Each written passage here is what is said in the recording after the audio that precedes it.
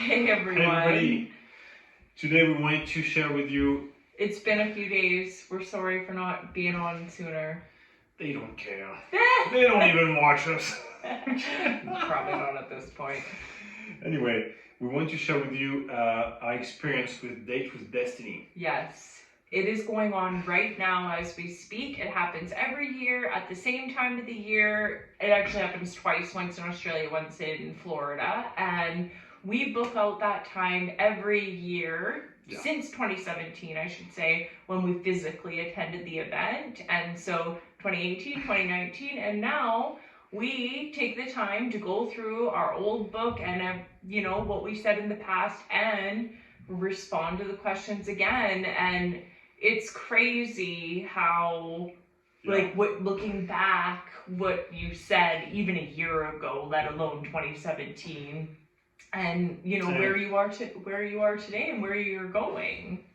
For sure. Yeah, it's really interesting to see the progress in your life, and it feels so good. Yeah, it's cringeworthy, some of it. You're like, oh God. Yeah, was I thinking this 4 years ago? Like, wow. And for your whole life, pretty much, too, yeah. Right? When I look at them, I'm like, I was carrying around that thought for over 25 years. And so, to give you an idea of what day one is about, it's about why are you attending the event? And what are you happy about in your life right now? What are you not happy in your life right now? And it's also talking about what is, because we all want a life on our terms. But the thing is, lots of us, we don't really know what our terms means. So, for instance, one of my terms is I want to be able to every morning to have a morning routine where I can work out, I can do meditation, I can stretch, and I don't feel guilty taking this time for my health and my mental health. That's one of my terms. I got more. But if you're not clear about what living a life on your terms is about, then realistically, are you really going to live a life on your terms? Probably not, right? We need the clarity, we need to know what it is about. So that's one aspect of day one. And then there's also, he explains how suffering comes from one equation. It's like if your life conditions are not equal to your blueprint, and the blueprint is how you would like to have your life, how you envision your life. If what you envision your life to be is not equal to the present conditions, then you're gonna suffer. And then there's multiple ways. You can either ignore and blame life for not getting the results that you want. You can blame someone else. You can blame yourself, and that's not good. You're gonna suffer. Even if you blame yourself, it's suffering. It's not helping you long term. And the second choice is you're gonna change your life conditions. You're gonna change your life conditions. Sorry. So let's say you're not happy in your health. You're gonna do something about it. You're gonna actually schedule some time every day to work out, for instance. And the other thing is to change your blueprint. So instead of, let's say that you're depressed because you don't have anybody in your life. You don't have a lover. Let's say. Well, maybe you can change the blueprint, saying, how can I give love to others and still feel loved back without having a partner right beside me all the time? You have to really be creative with how your blueprint is. It's just like a house, right? If you want all of these features and everything in this house you're gonna build, and then suddenly they're not making this anymore and that's discontinued and that's the wrong color, you're gonna feel like, oh my God, this isn't the house I was building.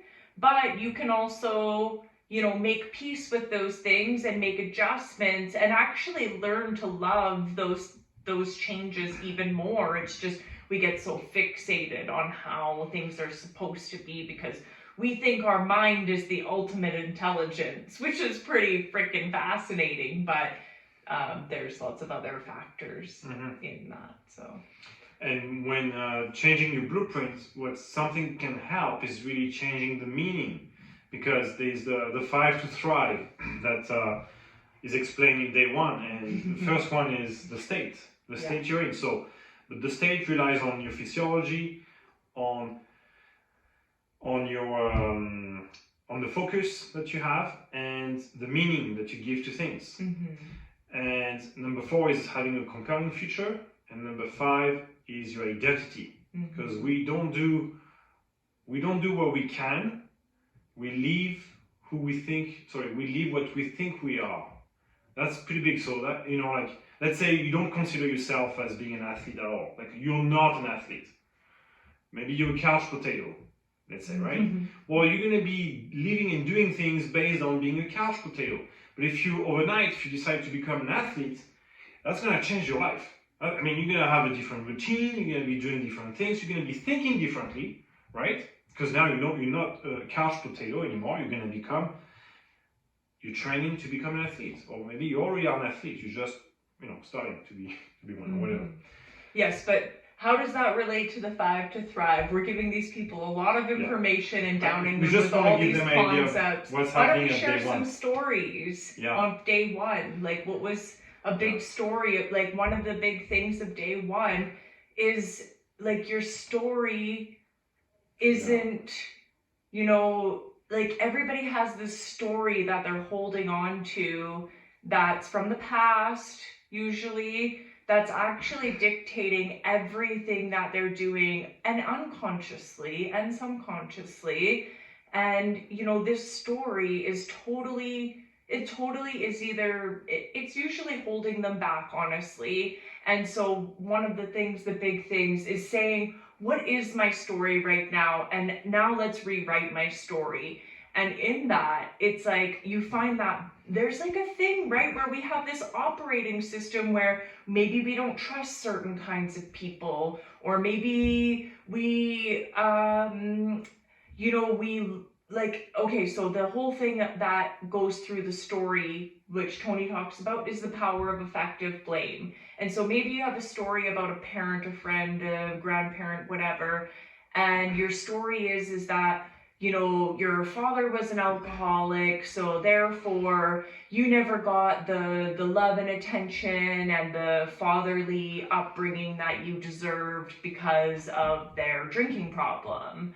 Well, you can sit there and dwell on that your whole life and think that you missed out. But the truth is that most people that have had a situation like that in their life, if their father or mother or whatever had been the person that they wanted them to be, would they truly be the person that they became? Probably not, because they had to grow, they had to serve someone else's needs, they had to go beyond themselves. But we get caught in the story of missing out instead of rewriting the story and not only using the blame for the hurt, but using the blame for the positive side and rewriting your story so that you can say, yes, I had a father or a mother that was like this, that was destructive, I missed out, yes, that's true. But you know what?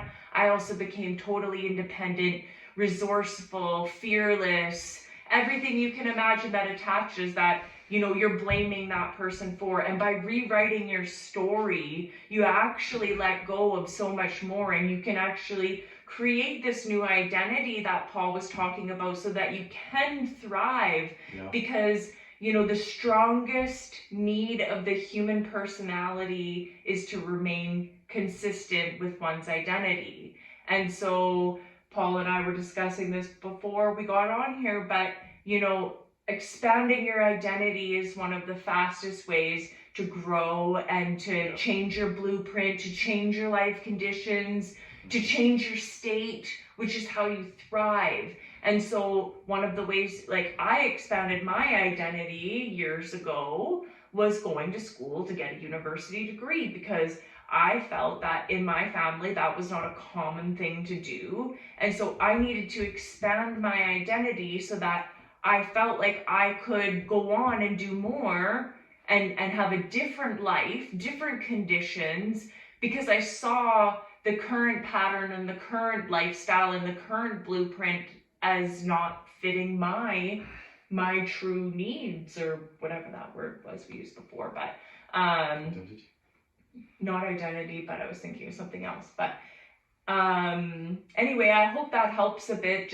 I really loved the power of effective blame. I thought that was so powerful, because everybody's got a story that they've been wronged, and it's been, I'm sure, like, we heard the stories at Date with Destiny. Like, people all over the world, and you're not alone, have been through some really terrible, tough stuff, but you know, we can turn it around and make it so powerful. And and maybe you're in a situation where you don't want to change your story because you feel pain and you feel hurt, and nobody can change nobody can force you to change your story, but it's costing you something. And you might not realize right now, but it's costing you happiness, in the long term.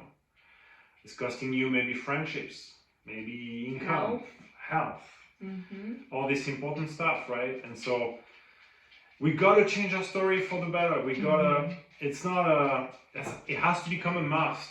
Yeah. If we want to experience sustained happiness, long-term happiness, we gotta change our story. Yeah, because happiness equals progress, or progress equals happiness, however you want to put it. But if you think about anything in your life ever that you made a little bit of progress in, maybe it was a book you were reading, maybe it was walking a little bit further, maybe it was spending that extra time on something that you've been wanting to, whatever it is, any kind of progress you make. Maybe it's adopting another dog. Maybe it's smoking one less cigarette a day, whatever it is, seriously, it makes drinking one less bottle, whatever. It makes you so happy that you made that progress. So the tiny little shifts that that are happening, and you think they're supposed to be so big, so right now, I'm telling you, from us looking at 2017 and going to that event and thinking that everything was going to come into place from that one event kind of over time, it's crazy that this many years later we can open up that same book from 2017, ask ourselves the same questions, and still grow and learn and get value from it, and share with everybody. It's like when you're watching a movie several times, and every time you capture something different, right? You learn different lesson, or you experience something different.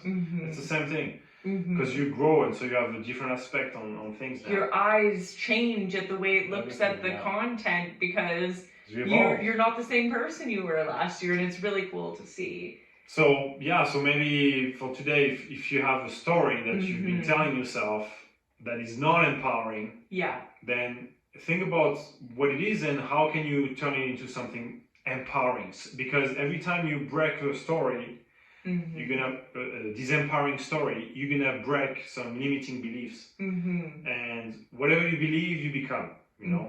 So if you can find a story that is disempowering for you right now, and maybe you don't even realize that it's disempowering. Maybe I'm not using the right word there, but if the story is something if you think that you're not good at school, that's bullshit. I mean, we all have pretty much the same brain. Yes, it's a slightly different, like some have it a bit bigger and stuff.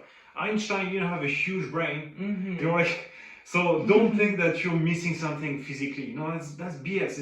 It's just confidence. Yeah. It's just practice. And if you have a hard time, and let's say something extreme happened to you, and there's major trauma with that, find someone who went through that trauma or something very similar, and find out how they're living a beautiful life.